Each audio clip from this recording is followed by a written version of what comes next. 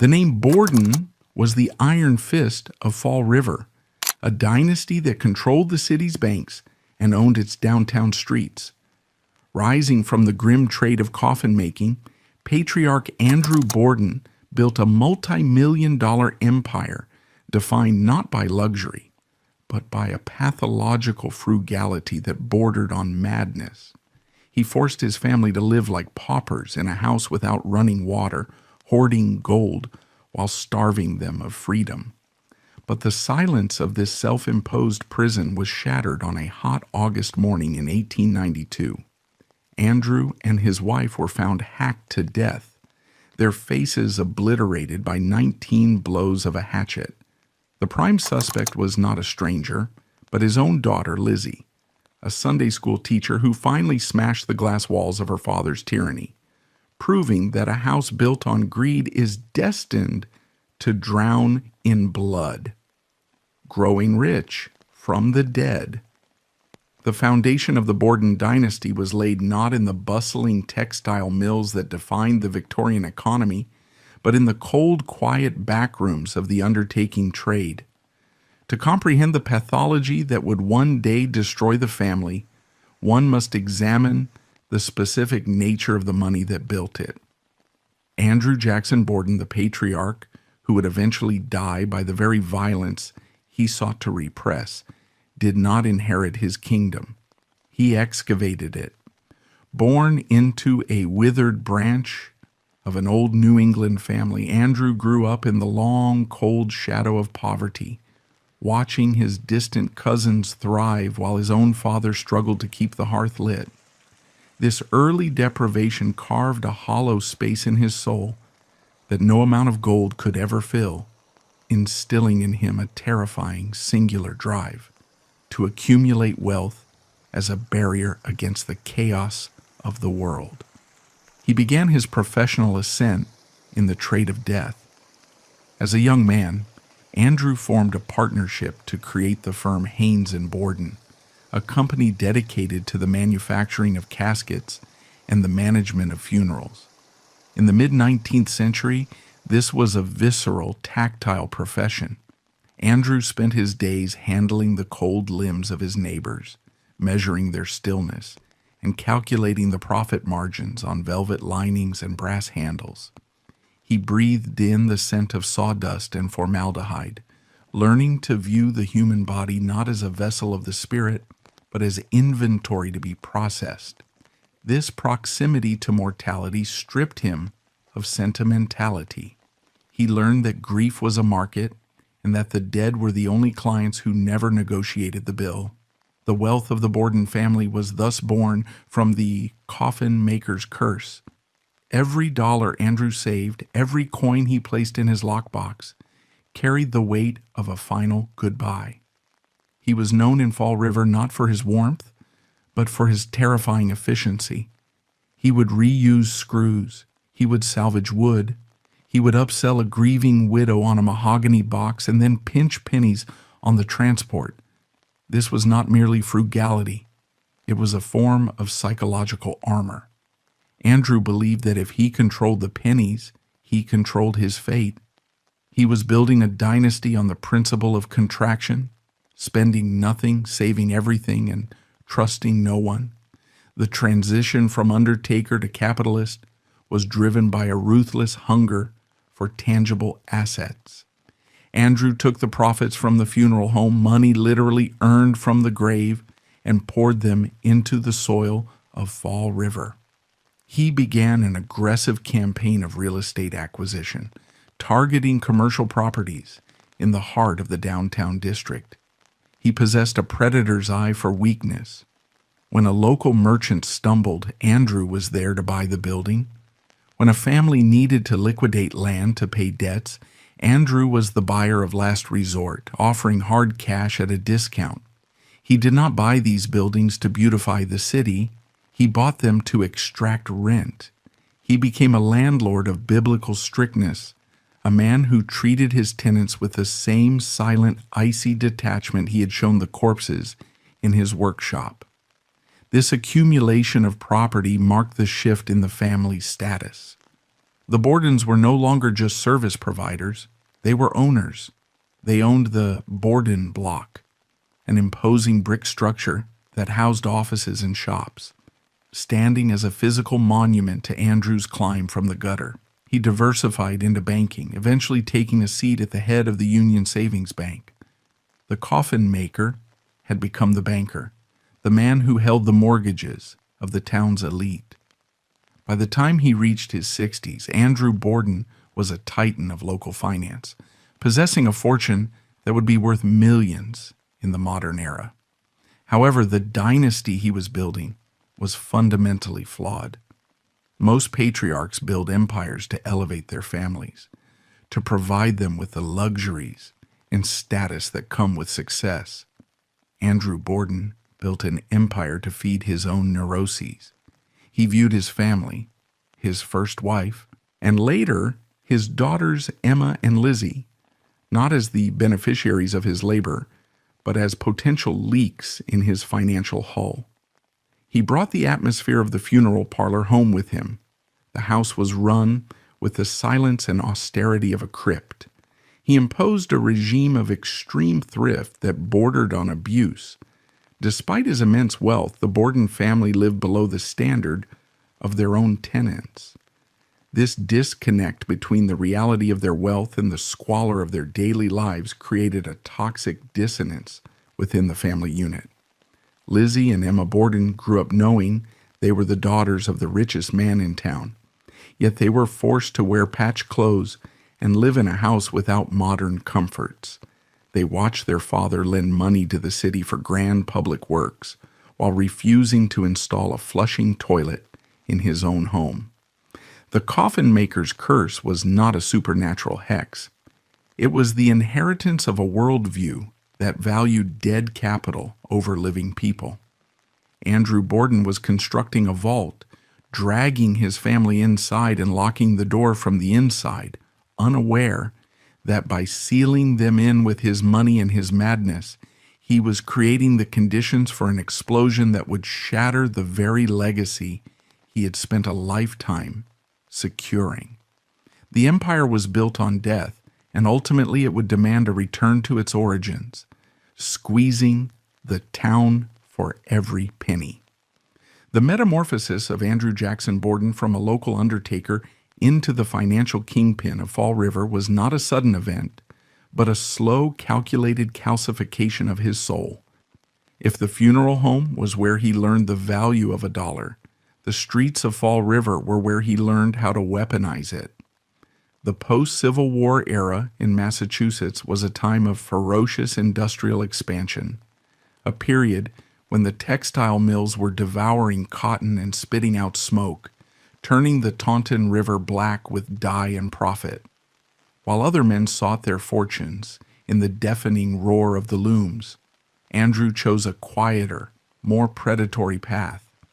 He understood that the mills could burn, the cotton crops could fail, and the workers could strike, but the land underneath them would remain. He took the capital accumulated from the dead, the grim harvest of his undertaking business, and began to pour it into the bedrock of the living city. He targeted the commercial arteries of Fall River with the precision of a surgeon. He did not buy land on speculation or whim. He bought it for control.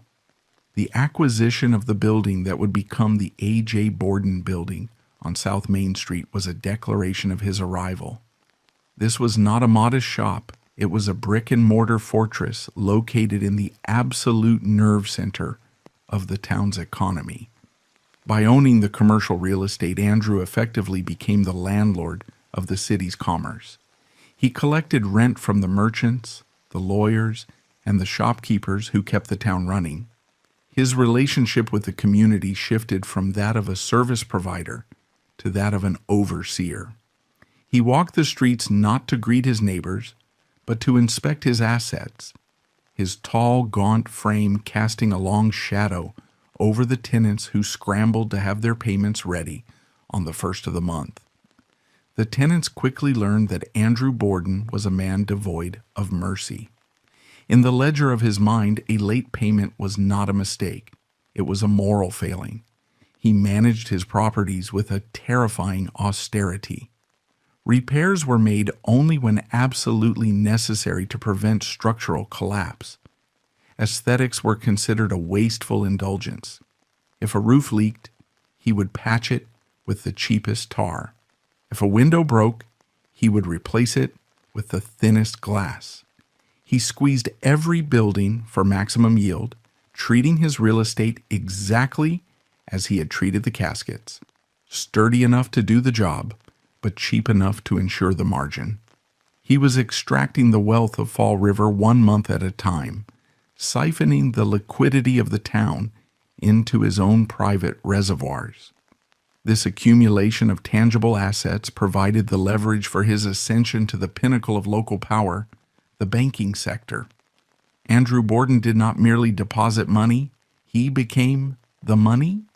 He took his seat as the president of the Union Savings Bank, a position that granted him the power of a feudal lord in a capitalist society. In 1892, a bank president in a mill town was not just an administrator, he was the gatekeeper of survival. He decided who received the loan to start a business, who got the mortgage to buy a home, and who faced foreclosure. Andrew sat at the head of the boardroom table, a figure of silence and gray wool, holding the economic destiny of thousands in his hands. The sheer scale of his wealth by the final year of his life is difficult to conceptualize without the lens of inflation. When Andrew Borden died, his estate was valued at approximately $300,000. In the economic context of 1892, where a factory worker might earn less than $1 a day, this sum was astronomical. Adjusted for modern economic power and purchasing parity, he was worth the equivalent of nearly $10 million. He was, by every metric, the richest man in the area. He possessed the resources to live in a mansion on the hill, the fashionable district, where the other textile barons built their Victorian palaces with manicured gardens and servants' quarters. He had the means to travel to Europe, to buy fine art, to fill his home with the warmth of gaslight and the luxury of indoor plumbing. Yet this is where the pathology of the Borden dynasty reveals its most twisted architecture. Andrew Borden had the power of a king, but he chose to live like a serf. He possessed a golden key that could unlock any door in the world, but he used it to lock himself inside a mental prison of scarcity. He owned shares in the Fall River Water Company.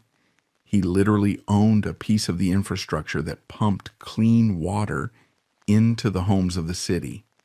Yet he refused to install running water in his own house.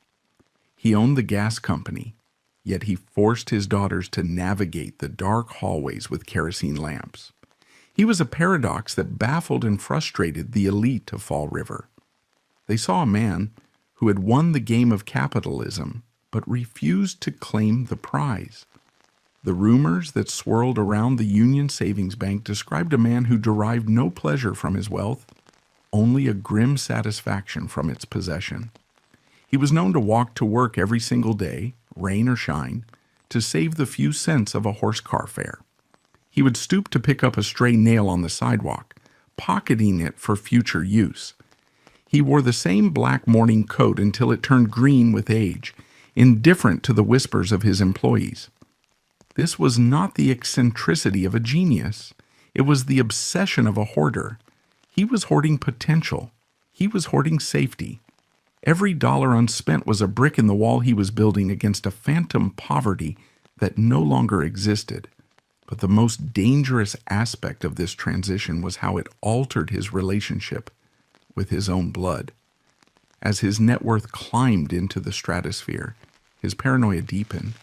He began to view his family through the same lens he used for his bank customers. Are they assets or liabilities? His daughters, Emma and Lizzie, were grown women, spinsters in their 30s, who remained dependent on him for every ribbon and every meal. To a man who measured worth solely by financial output, They were non-performing assets. They consumed food, they required clothing, they occupied space, yet they generated no return. The banker began to resent the father. He controlled their allowances with a humiliating strictness, forcing them to beg for pocket change while he sat on a mountain of gold. The transition to tyranny was complete. Andrew Borden had successfully converted the labor of his youth into a financial weapon. He had conquered the real estate market and dominated the banking sector. He had won, but in doing so, he had transformed himself into a target. He did not realize that by hoarding the wealth of the city and denying it to his own household, he was creating a pressure differential that the walls of 92 2nd Street could not withstand. He was the president of the bank, but he was about to learn that there are some debts that cannot be paid with checks and some foreclosures that end not with a gavel, but with a blade. The tycoon had built his castle, but he had forgotten to feed the dragons he kept inside, millionaires in rags. If Andrew Borden's bank account was a monument to the Gilded Age, his home at 92 2nd Street was a relic of a darker, colder century. To walk through the front door of the Borden residence was to step out of the bustling, modernizing world of 1892 and into a time capsule of deprivation. The tragedy of the Borden women, Lizzie and her sister Emma, cannot be fully measured by the violence of their end, but by the slow, grinding misery of their daily lives. They were the daughters of a man worth millions, yet they lived in conditions that the poorest mill worker would have found stifling. Andrew Borden did not build a home. He constructed a penal colony for his own bloodline, a place where the punishment for being born was a life sentence of unnecessary squalor. The location of the house itself was the first insult.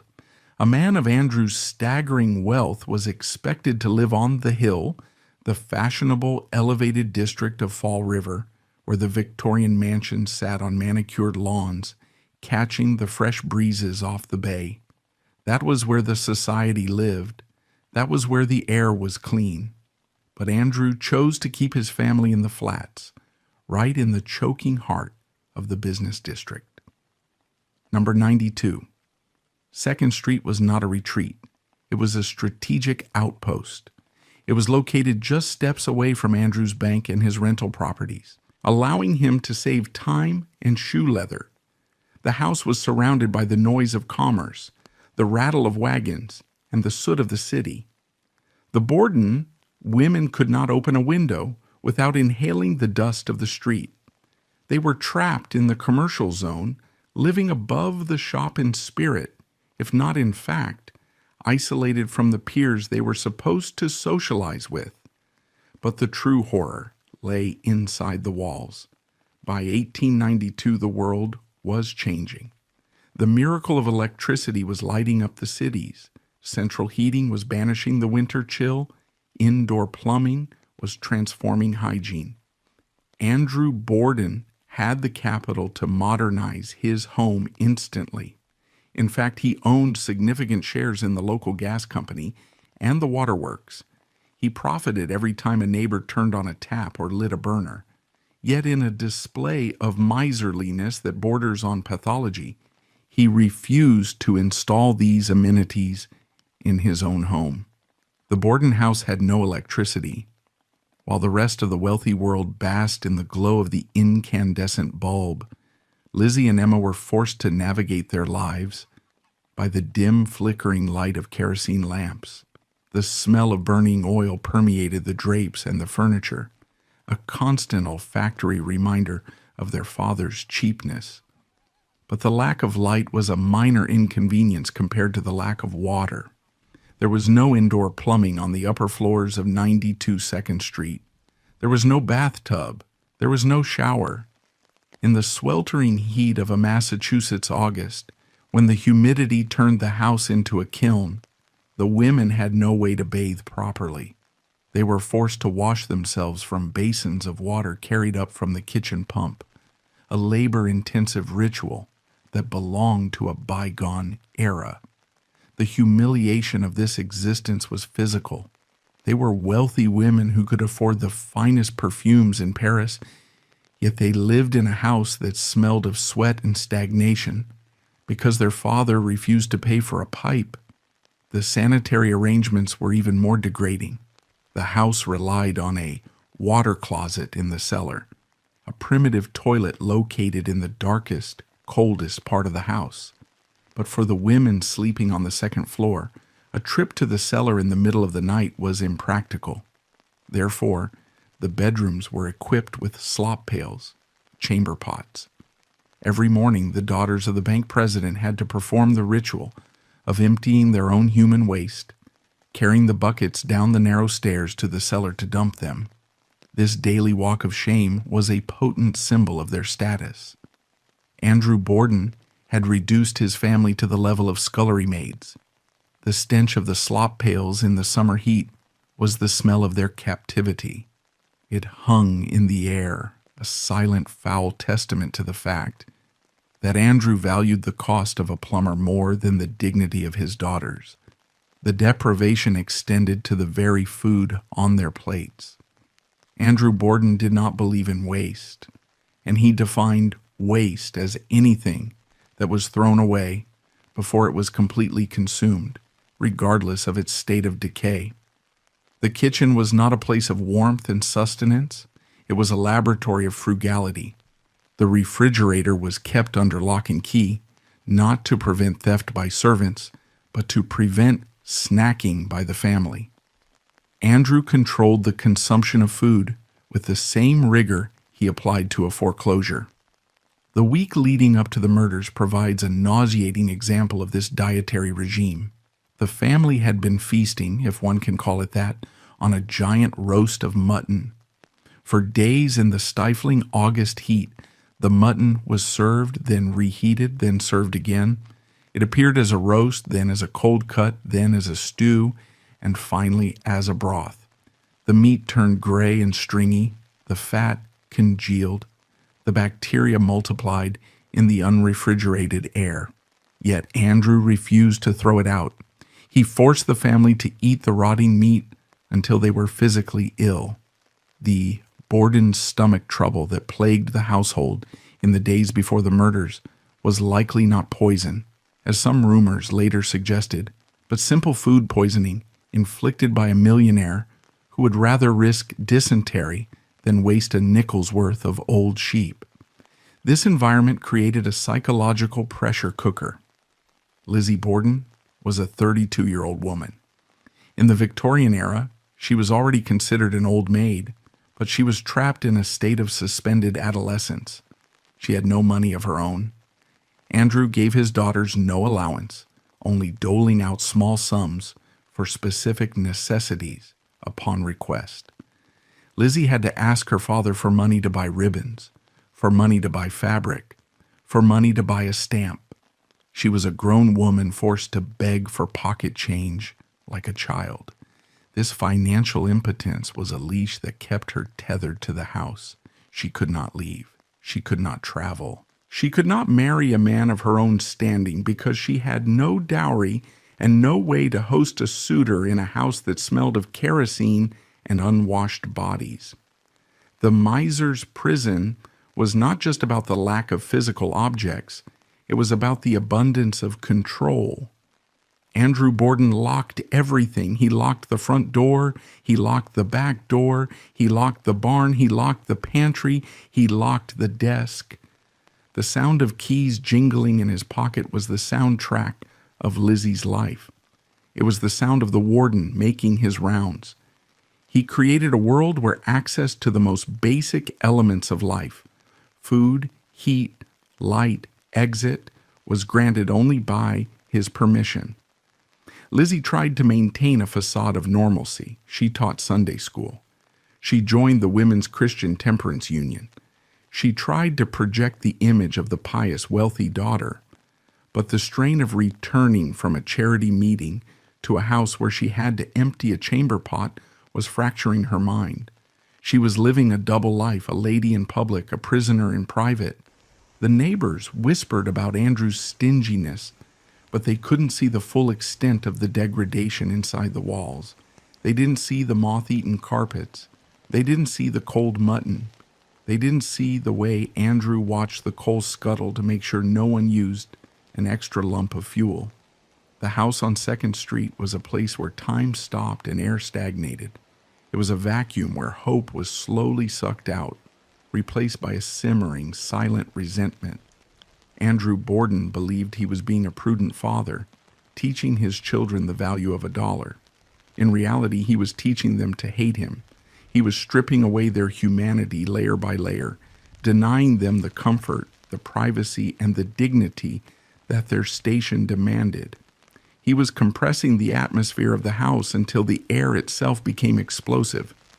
He did not know that by locking every door and window to keep the world out, he was trapping something far more dangerous inside, a rage that was growing in the dark, fed by the cold mutton and the smell of the slop pails, waiting for the moment to shatter the locks forever. The war behind closed doors. The architecture of the Borden tragedy cannot be understood solely by looking at the father. One must look at the women who circled him like sharks in a small tank. While Andrew Borden was the architect of the physical prison, the psychological torture chamber was constructed by the women themselves.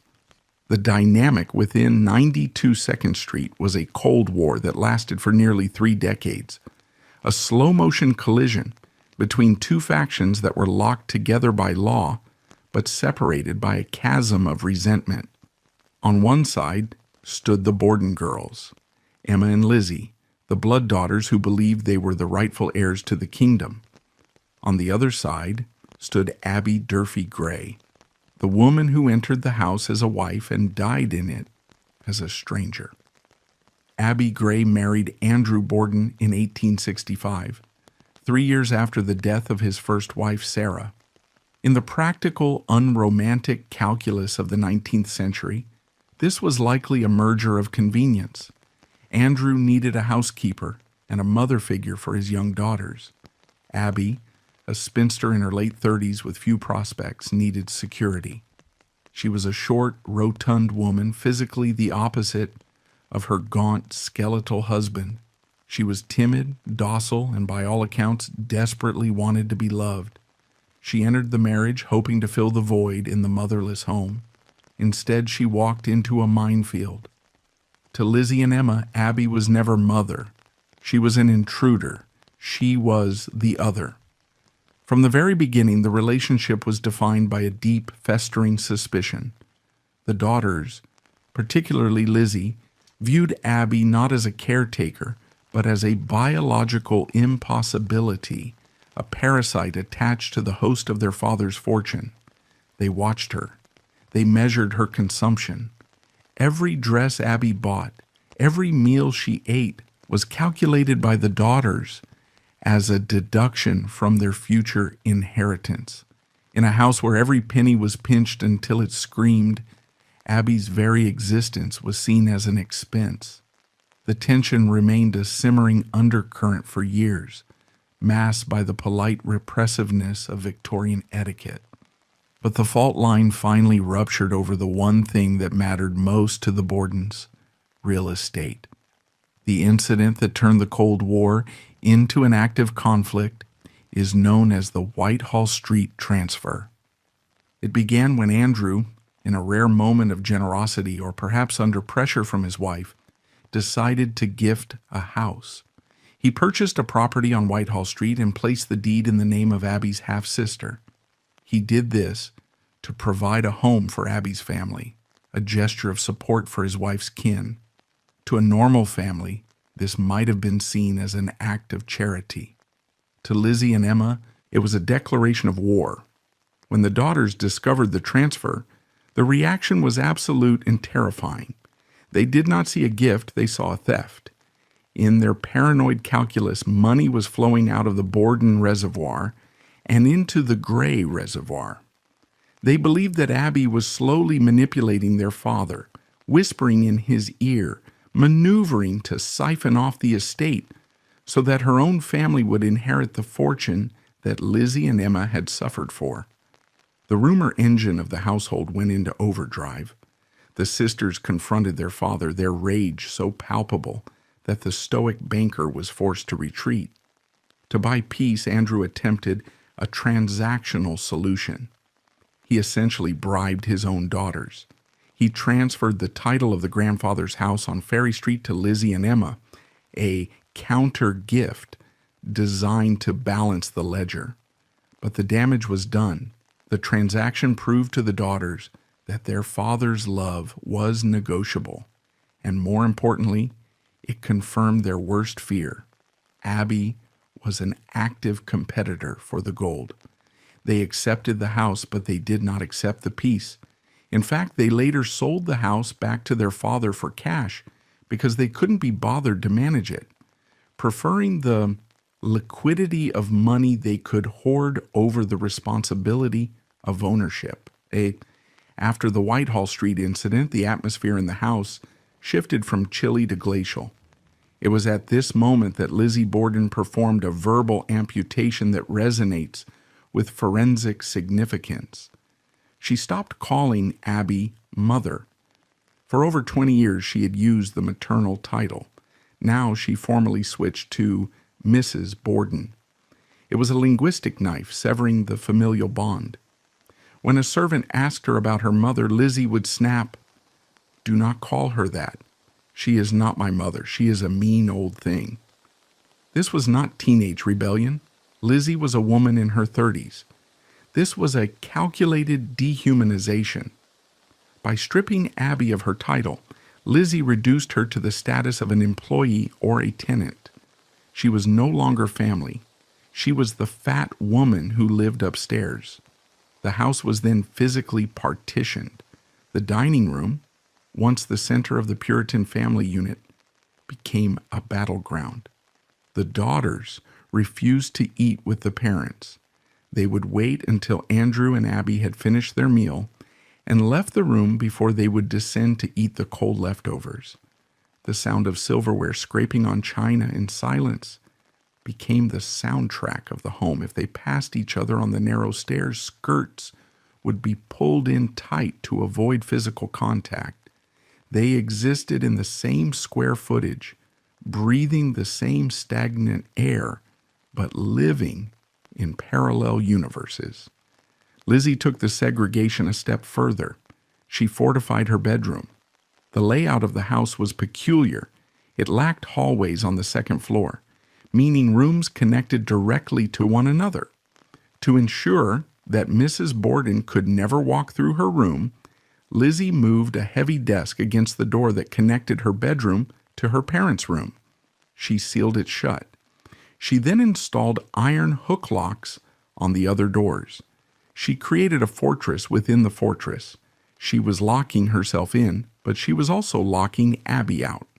The physical contrast between the women added a layer of grotesque resentment. Abby was morbidly obese, weighing over 200 pounds at the time of her death. In the sweltering heat of the unventilated house, her size made her suffer. She moved slowly, breathing heavily as she climbed the steep stairs. To the slender, rigid Lizzie, Abby's physical bulk likely represented her gluttony. She was a woman who consumed. She took up space. She took up air. She took up money. The stepmother was viewed with a clinical disdain, a fleshy obstacle that stood between the spinster and her freedom. Abby, for her part, retreated into a shell of passivity. She must have felt the hatred radiating from the spare rooms. She stopped inviting guests. She stopped trying to mother the girls. She became a ghost in her own home, spending her days dusting the furniture that wasn't hers and eating the mutton that Andrew refused to throw away. She was trapped. She had married a millionaire to escape the fear of poverty, only to find herself locked in a house where she was despised by the children and controlled by a miserly husband. She had food and shelter, but she was spiritually starving. The rumor engine suggests that in the final days, the paranoia reached a fever pitch. Lizzie suspected that Andrew was planning to write a new will. The fear was that the intruder would get everything. If Andrew died without a will, the estate would be split between the widow and the daughters. But if he wrote a will, if Abby whispered the right words, the daughters could be cut out. The shadow of the gold digger loomed large in Lizzie's mind. Every time Abby went to the bank with Andrew, Lizzie wondered if papers were being signed. Every time they spoke in hushed tones, Lizzie wondered if her future was being erased. The tragedy of the house divided is that it was a conflict fueled entirely by projection. There is no evidence that Abby Borden was a schemer. By all accounts, she was a simple, limited woman who just wanted a comfortable old age. She was not Lady Macbeth. She was a housekeeper with a ring. But in the airtight, overheated incubator of 92 2nd Street, reality didn't matter. Lizzie invented a villain because she needed a target for her misery. She couldn't hate her father. He was the source of the power. So she channeled all her rage onto the proxy. Abby became the vessel for every frustration in Lizzie's life. The fact that Lizzie was 32, unmarried, jobless, and trapped, was all blamed on the existence of the stepmother. As the summer of 1892 grew hotter, the silence in the house became deafening. The locks were clicking shut. The meals were eaten in solitude. The word mother had been erased from the dictionary. The spinster sat in her room, staring at the barricaded door, listening to the heavy footsteps of the stepmother in the room next door, and perhaps realizing that as long as that heart kept beating, the inheritance would never be safe. The house was not big enough for both of them. One of them was a Borden by blood, and the other was a Borden by paper. And, in the primitive logic of the dynasty, paper burns, but blood remains. What dark thoughts hide behind the face of a Sunday teacher? To the casual observer walking down 2nd Street in 1892, Lizzie Andrew Borden was the very portrait of Victorian respectability. At 32 years old, she was a fixture of the community, a woman whose life seemed defined by piety and service. She taught Sunday school to the children of immigrants. She served as the secretary-treasurer of the Christian Endeavor Society. She was an active member of the Women's Christian Temperance Union, campaigning against the evils of alcohol. Her public face was composed, her dress was modest, and her demeanor was quiet. But this image was a meticulously constructed mask, a porcelain shell hiding a mind that was slowly fracturing under the weight of a suffocating existence. The true Lizzie Borden was not the saint of the church. She was a prisoner of the house, a woman whose sanity was being ground to dust by the friction between her ambition and her reality. The psychological profile of Lizzie Borden is a study in the silent madness. She did not fit the archetype of the raving lunatic. She did not scream or tear at her hair. Her pathology was colder, quieter, and infinitely more dangerous. It was the madness of a glacier, slow-moving, crushing, and invisible until the moment it calved. The root of her condition lay in her status as a spinster. In the late 19th century, a woman of 32 without a husband was considered a social failure, a tragic figure destined to live on the charity of her male relatives. Lizzie was acutely aware of this stigma. She was intelligent, sharp-tongued, and possessed a hunger for the finer things in life. She dreamed of travel, of theater, of a home on the hill where she could entertain guests without the smell of the slop pails. But she had no means to achieve any of this. She was legally an adult, yet she was treated as a delinquent child. She had no career. She had no income. She had no agency. Her entire universe was controlled by the purse strings of a father who begrudged her the price of a new dress. This state of suspended animation created a profound dissociation. Lizzie began to separate her external actions from her internal desires. The rumor engine of Fall River, usually so focused on the father's greed, began to pick up static interference from the daughter's behavior. Long before the murders, there were whispers that something was wrong with Lizzie Borden.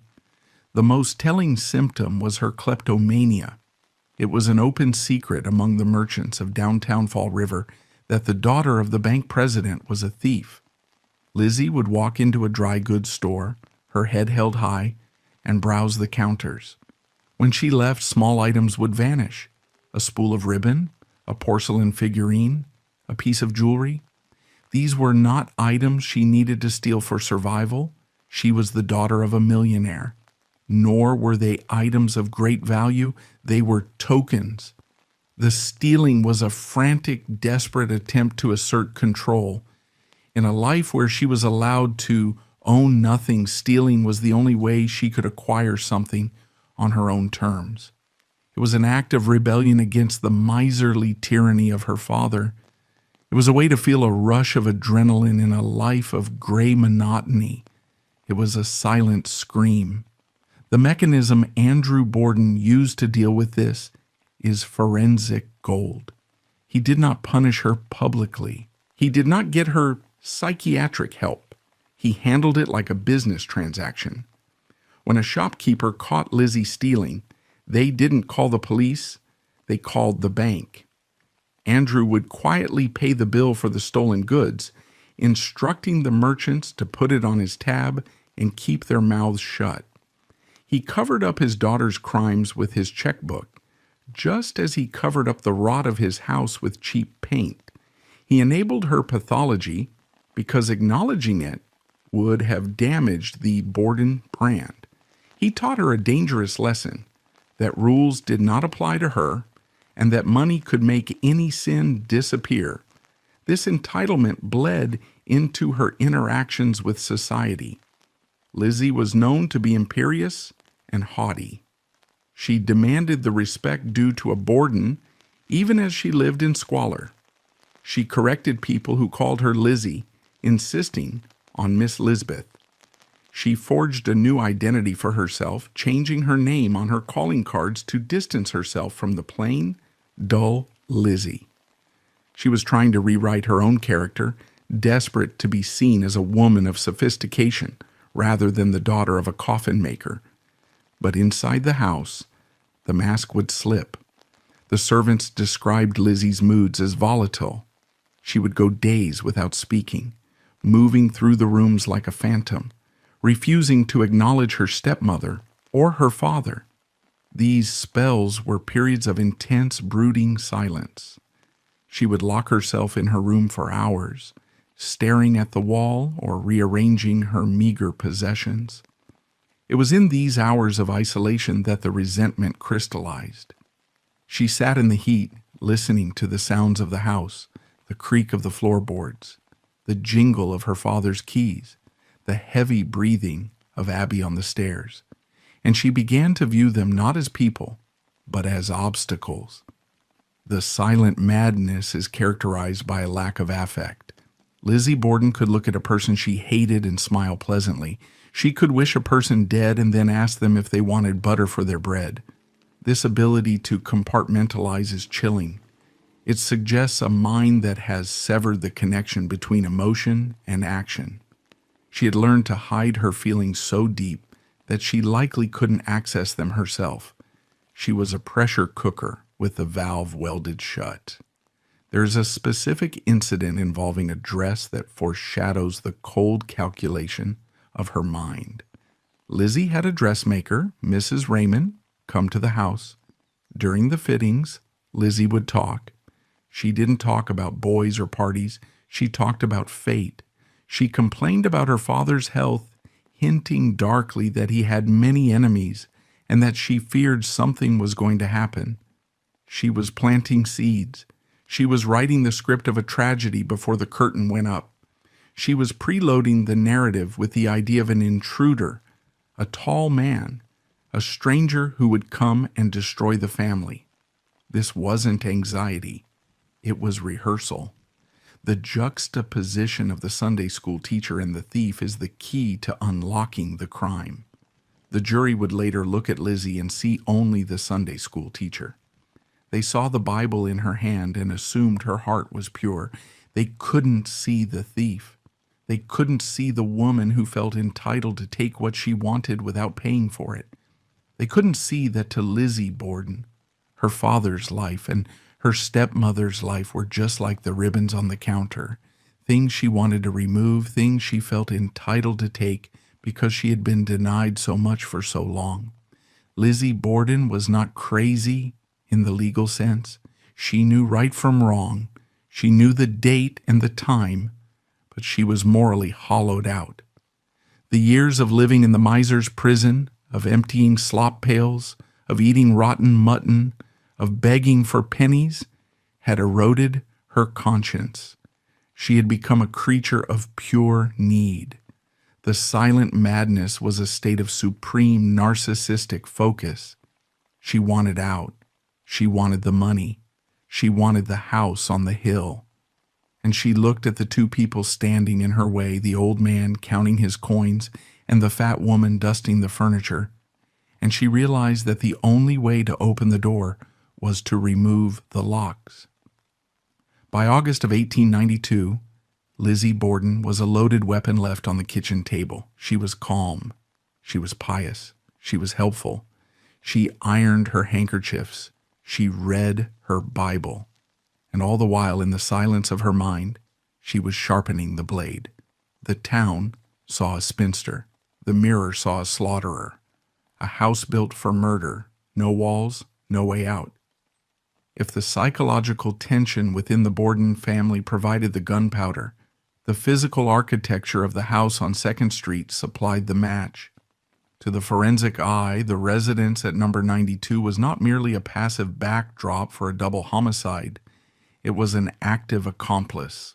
The layout of the home was a spatial disaster, a labyrinth of locked doors and dead ends that enforced a terrifying intimacy upon people who despised one another.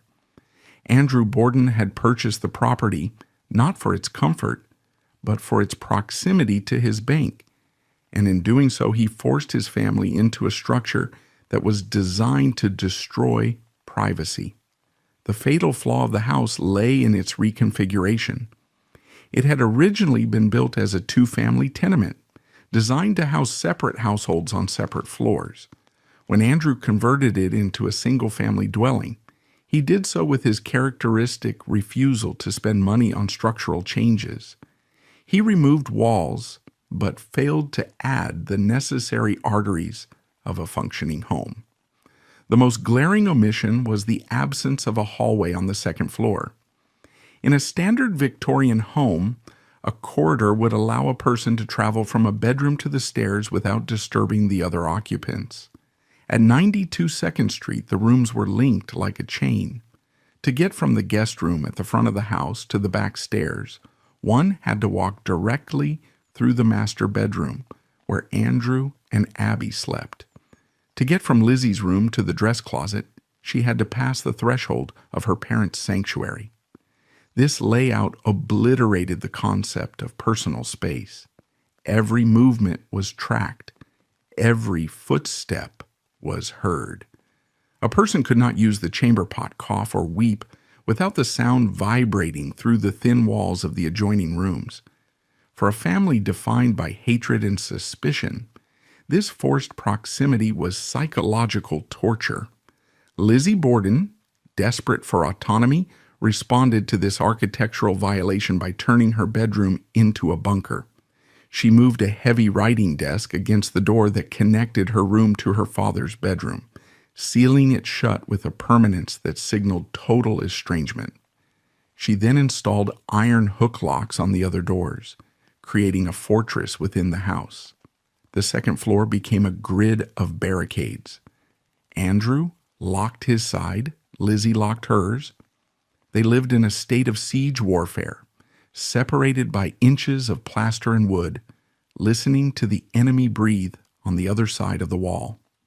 The environmental conditions of August 1892 turned this claustrophobic layout into a kiln. A heat wave had settled over Fall River, pushing temperatures into the 90s with oppressive humidity. The house, lacking modern ventilation or electric fans, baked in the sun. The windows were often kept shut to keep out the dust and noise of the busy street, trapping the stagnant air inside. The women, trussed up in the heavy, multi-layered wool and corset garments required by Victorian modesty, moved through the sweltering rooms like deep-sea divers, running out of oxygen. The sweat was constant. The air was thick with the smell of kerosene, old wool, and the unspoken resentment that hung like ozone before a storm. And then there was the mutton. The culinary timeline leading up to the murders is a grotesque testament to Andrew Borden's frugality. On Sunday, days before the massacre, the family sat down to a massive roast of mutton. It was a heavy, fatty meal, ill-suited for the blistering heat. In a household with a functioning icebox and a liberal attitude toward waste, the leftovers would have been discarded or consumed quickly. But Andrew Borden did not believe in ice any more than he believed in joy. The family's refrigerator was a simple box in the barn or the cellar, wholly inadequate for preserving meat in tropical temperatures. For the next 3 days, the mutton returned. It appeared on Monday as cold slices. It appeared on Tuesday recooked into a stew. It appeared on Wednesday, arguably now fermenting, as a broth. The meat sat in the sweltering kitchen, cooling and reheating, a perfect petri dish for bacteria. The fat congealed into a gray, waxy film.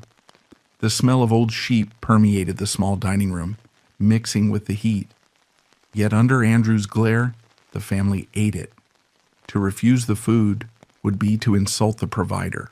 The physical consequences were inevitable. By Tuesday night, the entire household was violently ill. Andrew and Abby spent the night vomiting. Lizzie was struck with a bilious attack, a polite Victorian term for intense nausea and dizziness. The maid, Bridget Sullivan, the only person in the house who worked for a wage, likely suffered in silence. The atmosphere in the house shifted from tense to poisonous. They were all sick, dehydrated, and exhausted, trapped in a hot house with no running water to clean themselves, forced to use the slop pails in their rooms while their stomachs turned.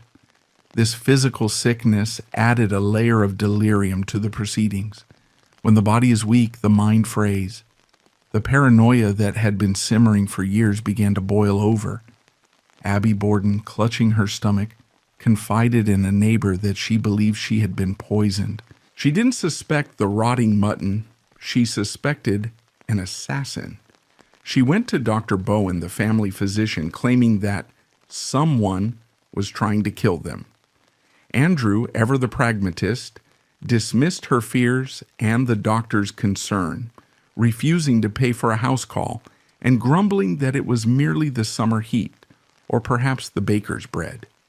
He couldn't accept that his own parsimony was poisoning his blood. The house on the morning of August 4th was a sensory nightmare. The temperature was climbing. The smell of the previous night's sickness lingered in the bedrooms. The doors were locked. The blinds were drawn to save the carpets from the sun, casting the rooms in a gloom.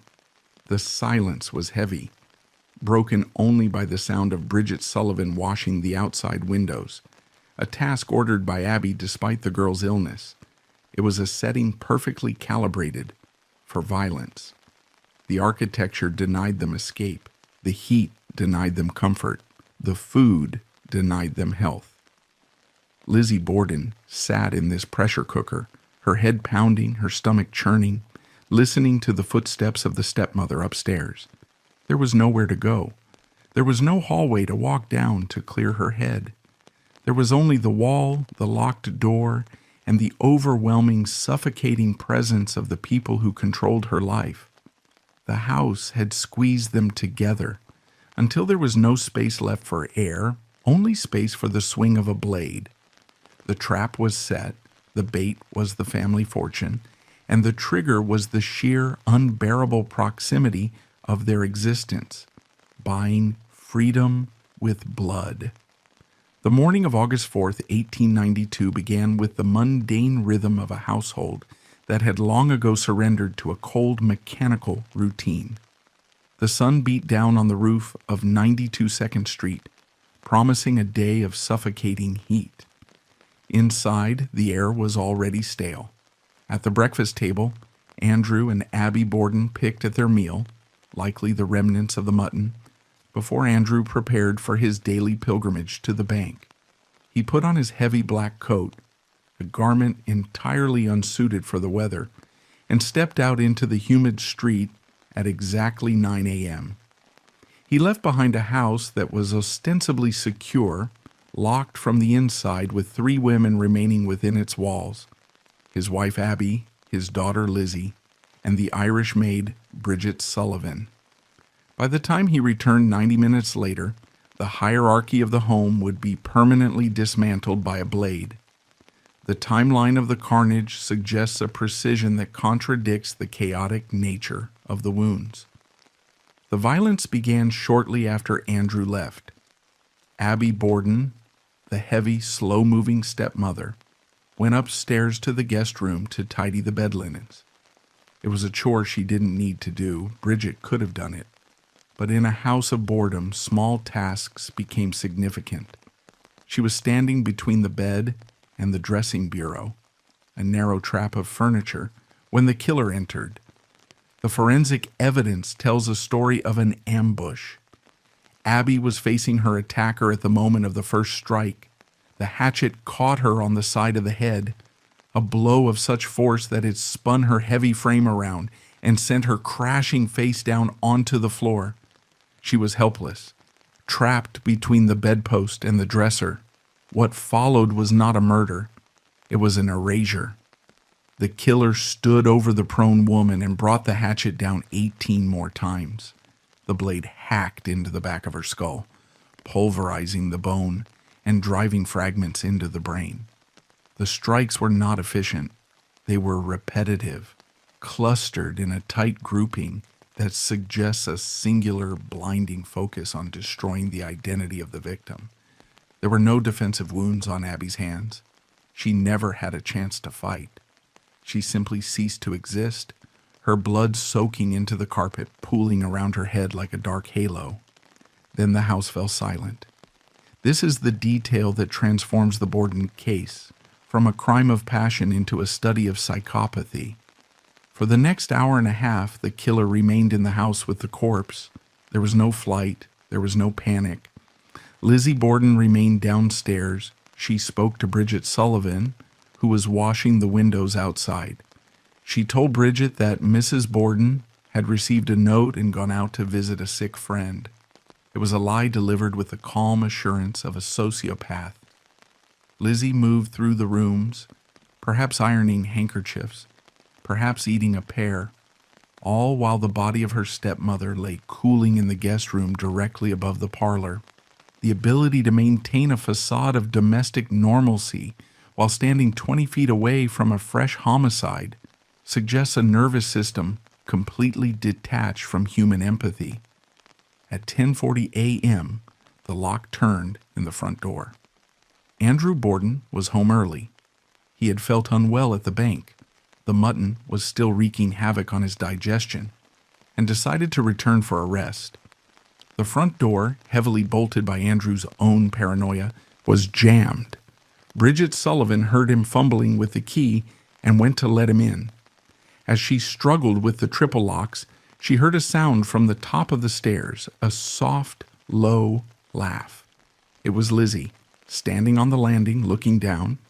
She was standing mere feet from the room where Abby lay dead, laughing at her father's struggle to enter his own fortress.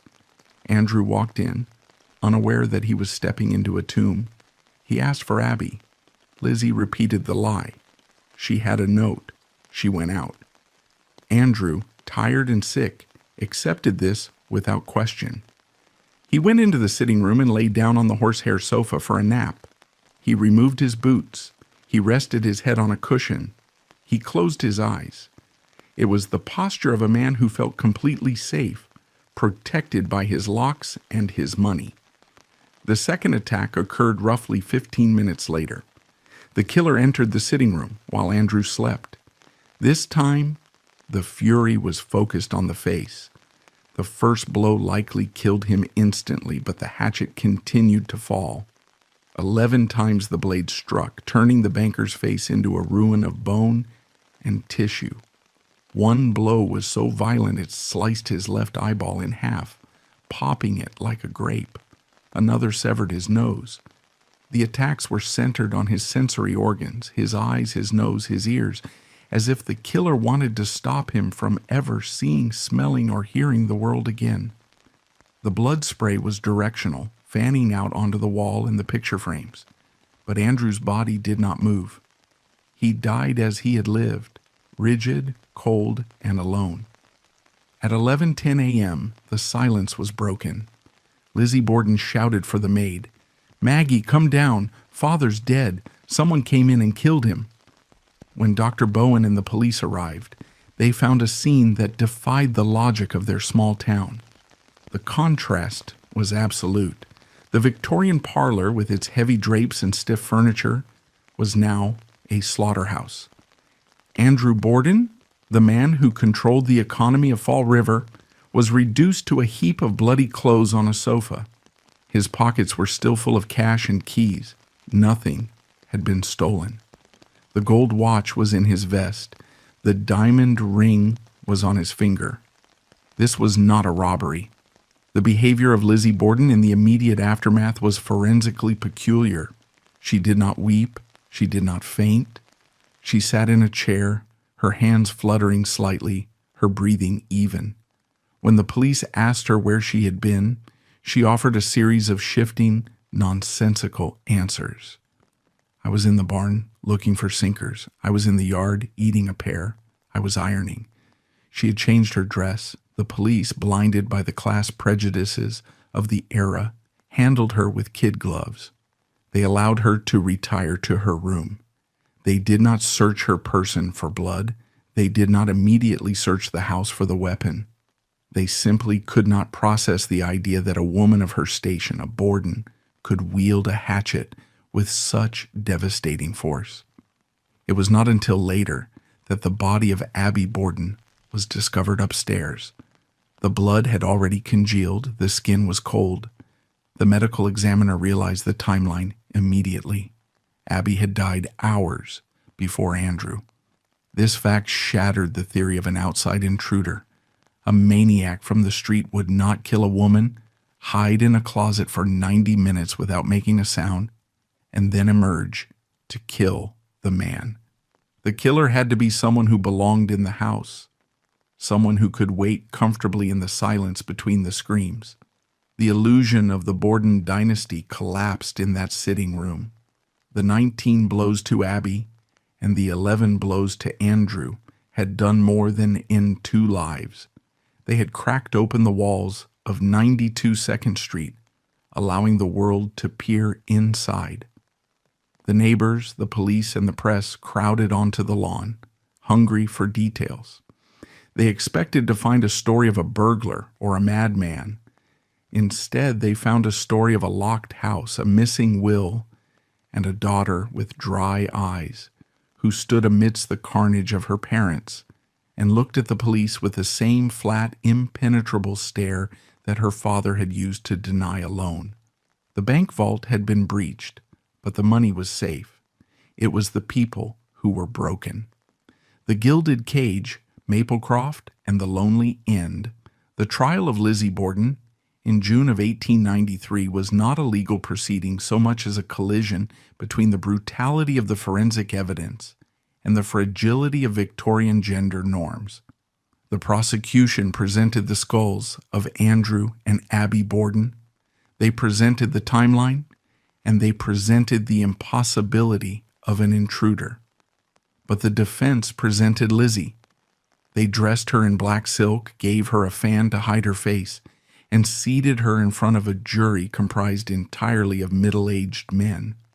These men looked at the Sunday school teacher, the daughter of a bank president, and they simply could not reconcile her image with the carnage in the photos.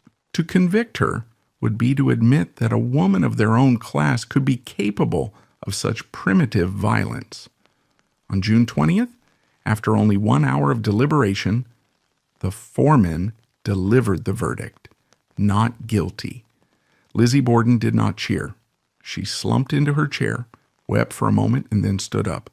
She walked out of the courthouse a free woman, but the true transaction of the Borden tragedy was just beginning. The verdict unlocked the one thing Lizzie had killed for, the inheritance. With Andrew and Abby dead and no will found to contradict the laws of succession, the entire Borden estate, the bank accounts, the rental properties, the commercial blocks, passed to Lizzie and Emma. The sisters inherited a fortune valued at approximately $350,000. In today's currency, they were instantly multimillionaires. The locks that Andrew Borden had placed on his money were shattered. The first thing Lizzie did was to execute the escape plan she had harbored for decades. She did not return to the house on 2nd Street. She never stepped foot in the slaughterhouse again. 5 weeks after the acquittal, Lizzie purchased a sprawling 14-room Queen Anne Victorian mansion in the most fashionable district of Fall River, the Hill. It was the precise address she had always coveted, high above the soot and the noise of the mills, surrounded by the homes of the city's elite. She named the house Maplecroft. She carved the name into the stone steps, a declaration of her new identity. She furnished the house with everything her father had denied her. She bought oil paintings, heavy velvet drapes, and mahogany furniture. She hired a staff of servants, a chauffeur, and a gardener. She installed electricity, modern plumbing, and a telephone. She bought a limousine. She draped herself in furs and jewelry, spending the coffin money with a frantic, hungry energy. She had won. She had the house, the money, and the freedom. But Fall River had its own verdict, and it was not delivered by a jury. The community knew what had happened in that sitting room. They knew that 19 blows do not happen by accident. While the law could not touch her, the rumor engine of the town began to construct a new prison around her, one made of silence and ice. Lizzie Borden became a social leper. The neighbors on the hill, the very people she was desperate to join, closed their curtains when her limousine drove past. When she walked into the Central Congregational Church for Sunday service, a ripple of movement would pass through the congregation. Families would quietly stand up and move to different pews, leaving a circle of empty space around her. She sat alone in her expensive clothes, surrounded by a perimeter of judgment. Eventually, the pressure became too great, and she stopped attending church altogether. The Sunday school teacher was effectively excommunicated by the silence of her peers. The isolation deepened.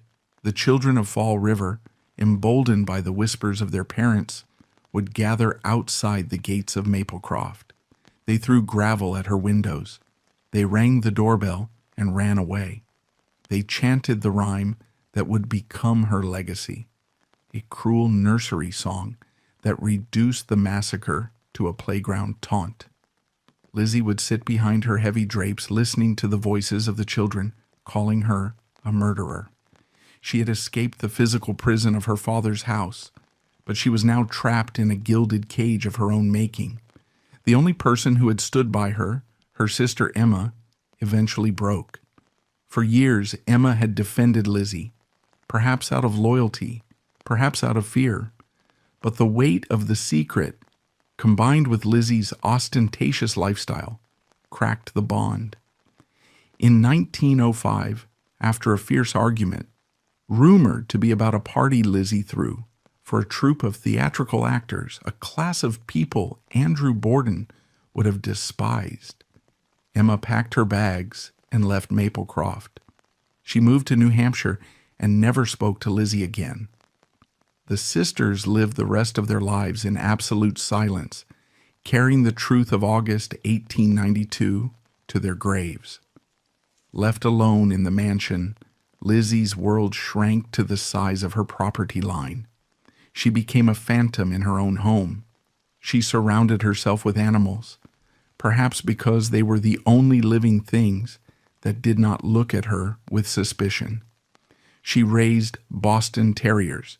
She built elaborate houses for the squirrels in the backyard, feeding them peanuts by hand. The woman accused of hacking human beings to death became a tender guardian of stray dogs. It was a grotesque paradox. She lavished her love on creatures that could not judge her, while the human world outside her gates regarded her as a monster. As she aged, the silent madness that had fueled the crime settled into a dull, heavy eccentricity. She grew obese, her body expanding to fill the space left by her isolation. She spent her days traveling between the different rooms of Maplecroft, moving from the library to the parlor, sitting in chairs that no guest ever occupied. She had servants, but no friends. She had money, but nowhere to go. The fortune of Andrew Borden bought her comfort, but it could not buy her a single conversation that wasn't paid for. In 1927, at the age of 66, Lizzie Andrew Borden died of pneumonia. She died in the master bedroom of Maplecroft, surrounded by her paid staff. The news of her death swept through Fall River, but it elicited no mourning. It was merely the final punctuation mark on a sentence that had been written 35 years earlier. The funeral was a stark illustration of her reality. There was no public service. There was no eulogy. She was buried under the cover of night in the family plot at Oak Grove Cemetery. The irony of her final resting place is profound. She was lowered into the earth mere feet away from the bodies of Andrew and Abby Borden. In death, the family was reunited. The father who hoarded the money, the stepmother who was hacked to pieces, and the daughter who wielded the blade were laid side by side, bound together for eternity in the cold New England ground. Her will revealed the final trajectory of her heart. She left $30,000 to the Animal Rescue League of Fall River. She left money to her servants. She left nothing to the city that had hated her. Today, Maplecroft still stands on the hill, and the house on 2nd Street operates as a bed and breakfast, where tourists pay to sleep in the room where Abby died. The Borden name has become a tourist attraction, a macabre joke printed on T-shirts and coffee mugs. But the forensic reality of the case remains a sobering study of cause and effect. Andrew Borden built a pressure cooker out of greed and control. He tried to defy the laws of human nature, believing he could starve his family of love and dignity without consequence. He was wrong. The hatchet was not a random act of evil. It was the inevitable explosion of a suppressed life. Lizzie Borden got away with murder, but she served a life sentence nonetheless, a sentence of silence, served in a beautiful empty house with only the ghosts of her parents and the squirrels on the lawn to keep her company.